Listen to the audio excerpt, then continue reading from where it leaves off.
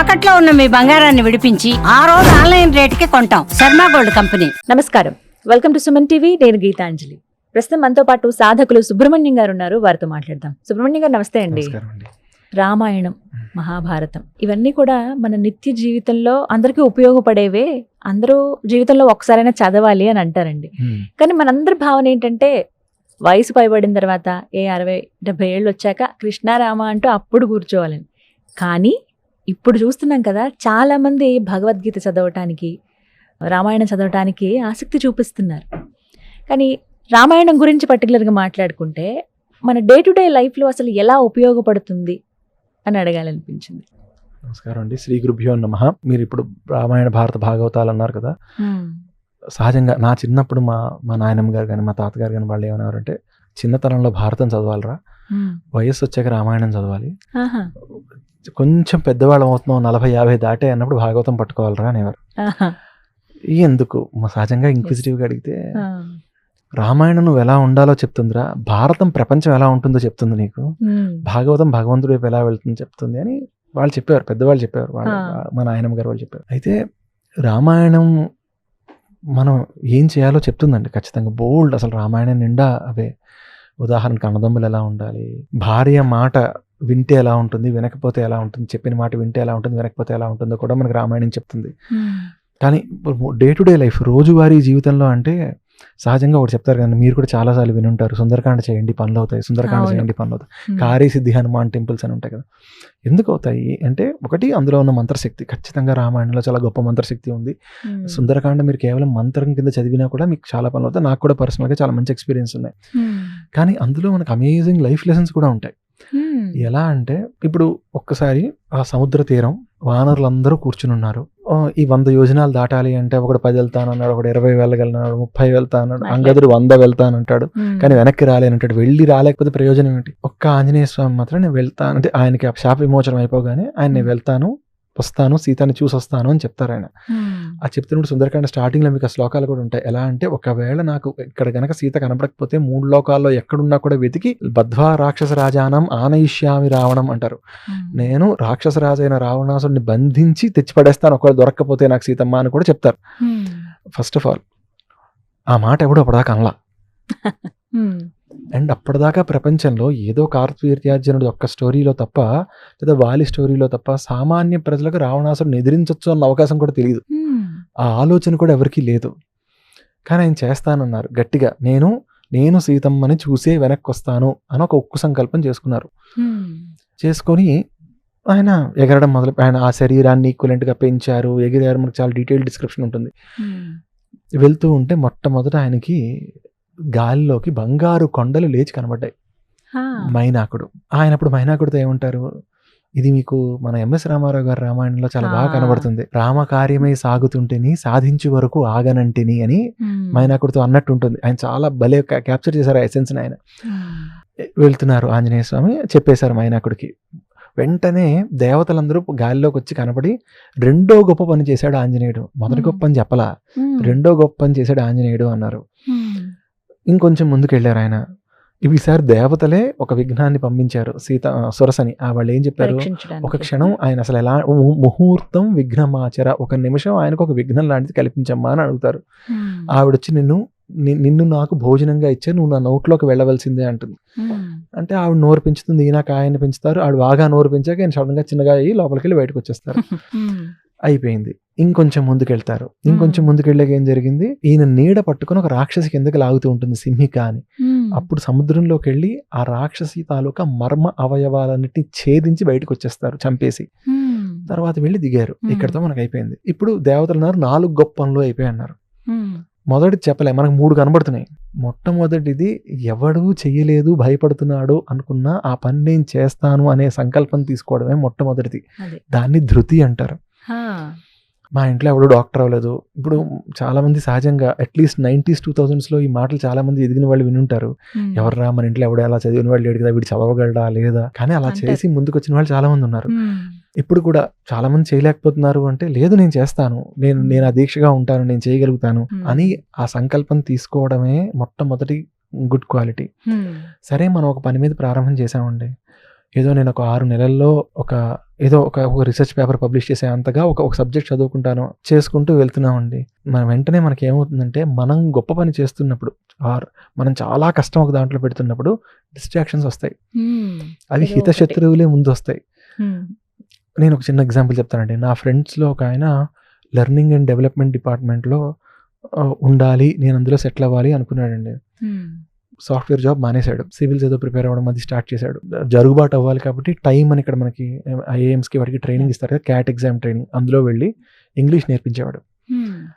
ఎంత బాగా చెప్పేవాడు అంటే ఆ టైం వాళ్ళు వచ్చి, బాబు నువ్వు వారానికి 3-4 క్లాసులు చెప్తున్నావు, క్లాస్కి మేము 2000 ఇస్తున్నావు, నీకు ఇది కాదు, నువ్వు మాకు ఎక్కువ క్లాసెస్ చెప్పు, నేను నీకు 15 క్లాసులు ఇస్తా, 20 క్లాసులు ఇస్తా, వారంకి క్లాస్కి నేను 2000 ఇస్తాను, నీ వారంకి 30-40 వేలు నీ చేతికి వచ్చేలా చేస్తానని చెప్పారనమాట.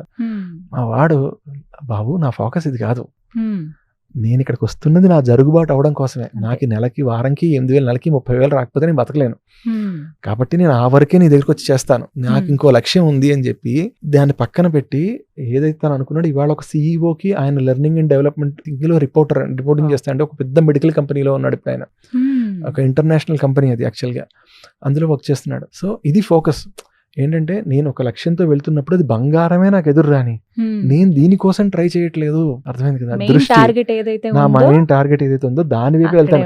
నాకు మధ్యలో ఎంత సక్సెస్ రాని నాకు సంబంధం లేదు, నేను నా టార్గెట్ వైపే వెళ్తాను. అది బంగారాన్ని కూడా వదిలిపెట్టేయడం అండి. నెక్స్ట్ అండి, మరొకటి ఏంటంటే, కొన్ని పనులు మన జీవితంలో మనం చేయక తప్పవు. ఇప్పుడు ఉదాహరణకి ఆఫీస్కి రావడం అనేది తప్పక చేయని పని, దానికోసం హైదరాబాద్ ట్రాఫిక్ దాటడం అనేది తప్పని పని. దీని ఒక ఎగ్జాంపుల్ గా చెప్తున్నా. ముహూర్తం విఘ్నమాచరా అని సురసని పంపించారు కదా. సో సురస ఎవరు?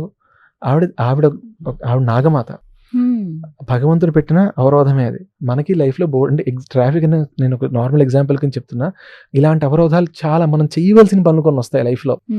అక్కడ మనం పెద్ద అవ్వకూడదు, ఆ పనిని పెద్ద చేసి మనం చిన్నది బయటకు వచ్చేయాలి. ఇప్పుడు ట్రాఫిక్లో మన పక్కన కూడా 60లో 70లో వెళ్తున్నాడు కదంటే, సరే వాడిని ఓవర్టేక్ చేస్తాను, వాడు నాకు హార్న్ కొట్టండి, నేను వాడికి కొడతాను, అక్కడ మనం పెద్ద అవ్వకూడదు. ఆ కొట్టుకున్నాడు, ఆడి దారి వాడిది. నా ఫోకస్ అది కాదు, నేను ఈ రోడ్డు మీద వెళ్ళవలసి రావడం నాకున్న పని కాబట్టి అంతే తప్ప నేను మైకేల్ షూమేకర్ లాంటి డ్రైవింగ్ స్కిల్స్ చూపించడం కోసం రోడ్డు మీదకి రాలేదని మనం క్లారిటీ తెచ్చుకుని కొన్ని పనులు చేయక తప్పదు కదండి.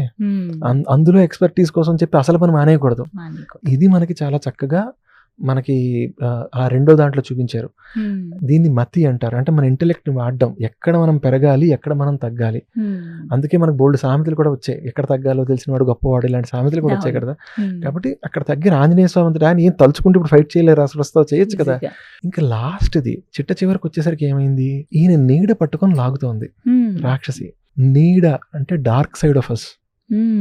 మనం మానవులుగా పుట్టాం కాబట్టి వీక్నెస్ లేని మానవుడు ఉండడు. మానవుడు అంటే పురుషులు స్త్రీలు అందరూ వస్తారు, ఏదో ఒక వీక్నెస్ ఉంటుంది. ఉదాహరణకి మనం ఏదో సాధిద్దాం అనుకున్నాము, ఏదో ఒక క్షణం ఫ్రీ అప్ అవుదాము అనుకుని ఇన్స్టాలో ఒక రీల్ చూడడం స్టార్ట్ చేసాం, లేకపోతే 5 నిమిషాలు చూద్దాం అనుకున్నాం, 4:55కి స్టార్ట్ చేసిన వాళ్ళం 6కి మళ్ళీ మన గడియారం గంట కొట్టే తెలిసింది మనకి టైం అయిపోయింది.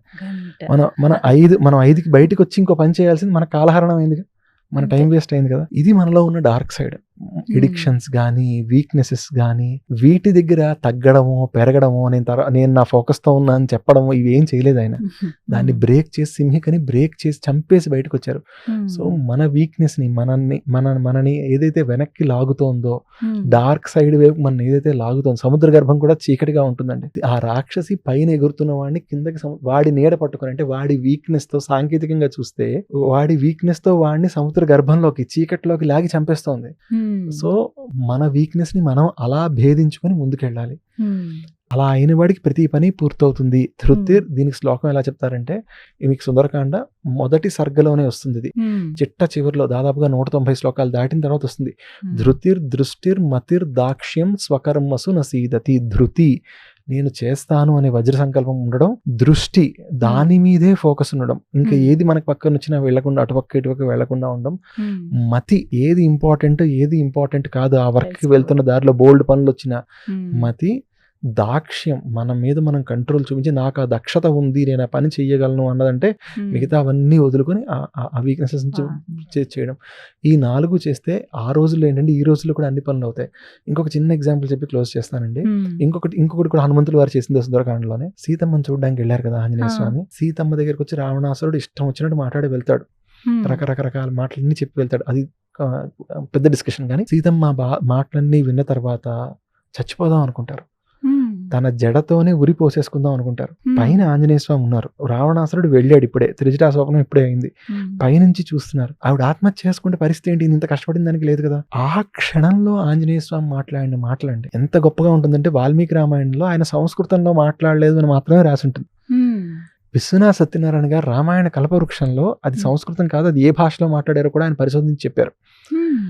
ఆయన ఏం చేస్తారంటే, ఇప్పుడు ఈవిడ చనిపోబోతోంది, ఏం మాట్లాడి ఇప్పుడు ఆమెను బయటికి తేవాలి, అక్కడ కౌన్సిలింగ్ సెషన్ మొదలెట్లేరు కదా, ప్రాపర్ గా చేయలేం కదా.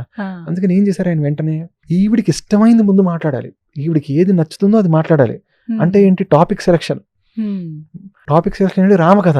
ఆవిడకి ఎవరు ఏ స్త్రీకైనా హస్బెండ్ అంటే ఇష్టం. సో ఆ హస్బెండ్ గురించి మాట్లాడతాను, రామకథ మాట్లాడతాను. ఆవిడ వింటుంది, సో ఆగుతుంది ఫస్ట్. సరే, నెక్స్ట్ ఏ భాషలో మాట్లాడాలి? వాడు ఇప్పటిదాకా సంస్కృతంలో చెప్పి వెళ్ళాడు, ఇప్పుడు నేను సంస్కృతంలో మాట్లాడితే వాడే వచ్చాడు అనుకుంటే వీడు ఇలా కూడా వస్తున్నాడని ఇంకా తొందరగా చచ్చిపోతుంది. అందుకని ఆయన ఏం చేస్తారంటే, మైథిలీ ప్రాకృతం అని ఒక భాషలో మాట్లాడతారండి.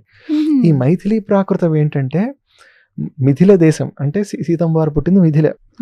ఆ మిథిల దేశంలో ఉన్న వాళ్ళు మాట్లాడేది మైథిలి. అయితే అక్కడి నుంచి కొందరు వచ్చి అయోధ్యలో సెటిల్ అయిపోతే వాళ్ళు ఈ అయోధ్యలో ఉన్న భాషతో కలిపి ఆ మైథిలి భాషని కలిపి మాట్లాడుతూ ఉంటారు. అంటే ఉదాహరణకి ఇప్పుడు మనకు బోల్డ్ వీడియోలు వస్తూ ఉంటాయి, తమిళనాడులో ఉన్న వాళ్ళు తెలుగు. మొన్న ఒక MP, Tamil Nadu MP, Krishnagiri MP కూడా తెలుగులో ప్రమాణ స్వీకారం చేశారు పార్లమెంట్ లో, గుర్తుందా? ఆయన తెలుగు కొంచెం డిఫరెంట్ గా ఉంది. వెంటనే మనకు వచ్చిన నవ్వు కూడా వస్తుంది, ఈ పదాన్ని ఎలా పలుకుతున్నారా వీళ్ళని. కాబట్టి ఆవిడ పుట్టింటి భాష, ఆవిడ అత్తవారి ఊర్లో ఎలా మాట్లాడతారో, ఆబ్వియస్ గా పుట్టింటి భాష వినబడితే ఆవిడ ఫస్ట్ కనెక్ట్ అవుతుంది కదా. ఇదైంది రెండు లాంగ్వేజ్ సెలెక్షన్ అయిపోయింది. ఇంకా మూడో సెలెక్షన్ చేశారు ఆయన అప్పటికప్పుడు. ఎలాగా, ఏ స్వరంలో మాట్లాడాలి? అరుస్తూ మాట్లాడతానా? ఆయన ఎదురుకుండా కూర్చొని ఎలా మాట్లాడటం లేదా, ఆయన కొమ్మ మీద ఉన్నారు.